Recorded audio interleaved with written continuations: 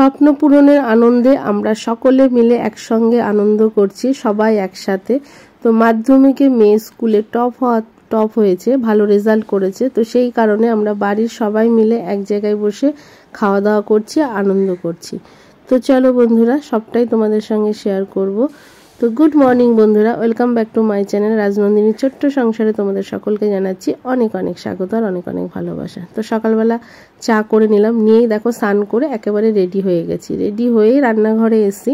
তো আজকে যেহেতু বাইরে থেকে খাবার কিনে আনবো, আর একটু মাছের ঝোলও করব, আর সাদা ভাতও করব, আর এই বাকি রান্নাটুকু আমি নিজেই করছি।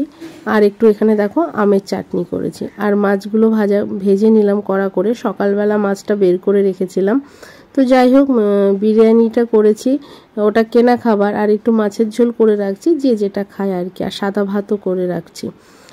আর তোমার হলো আমার মা, বাবা আর আমার ছোট দেওর, আমরা এই কজন মিলেই বাড়িতে এক জায়গায় খাওয়া দাওয়া করব। আর সেরকমভাবে কাউকেই বলা হয়নি। তো এই কজন মিলেই আমরা একসাথে খাওয়া দাওয়া করব। যাই হোক, এটাই নিজেরাই বাড়িতে বসে আনন্দ করে খাওয়া দাওয়া, এটাই একটা বিশাল বড় আনন্দ। তো আমরা কোনো অকেশন কোনো কিছু হলে না, আমরা এই কজন মিলেই বাড়িতে নিজেরা খুব আনন্দ করি। আর এখানে দেখো মাছটা ভেজে রেখেছি, আর সেই তেলের মধ্যে মশলাটা দিয়ে দিলাম।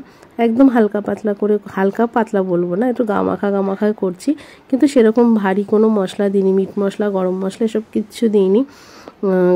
তো যদি বাচ্চা বলতে ওরা 2 ভাই, আরও মানে 3 ভাই বোন। তো সেই কারণেই তোমার ঝালটা একটু কম দিয়েছি। আর মাছের ঝোলটা কিন্তু খুব ভালো হয়েছিল, আর আমের চাটনিটা খুব ভালো হয়েছিল। গরমকালে তো আমের চাটনিটা একদম দারুণ লাগে। তো চলো, এখানে খাবার দাবার বেড়ে দেওয়া হচ্ছে। আর এখানে দেখো বিরিয়ানিটাও সবাইকে সার্ভ করছে আমার বোন। তো সবসময় তো সবাইকে দেখানো যায় না, তো যেটুকু দেখানো সম্ভব সেইটুকুই তোমাদের সঙ্গে শেয়ার করছি।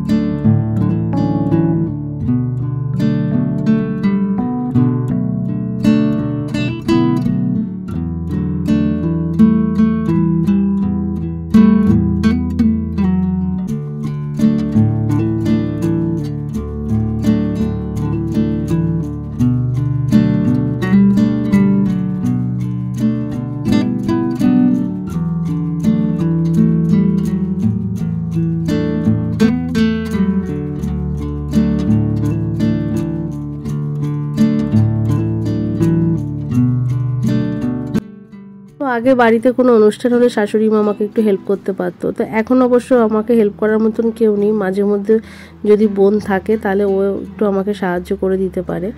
আর এই যে এখানে দেখো আমার শাশুড়ি মাকে দিয়েছি খেতে। উনি তো বিরিয়ানি খেতে বসে তোমার হলো বলছে লবণ কম হয়েছে, এই হয়েছে সেই হয়েছে। তো যাই হোক, উনিও ভীষণ ভালোবাসে বিরিয়ানি খেতে। আর এই যে এখানে দেখো সবাই, আমার দেওর, যা আর জায়ের মা, সবাই বসেছে এখানে খেতে। তো এক কথায় কিন্তু দারুণ মজা করলাম।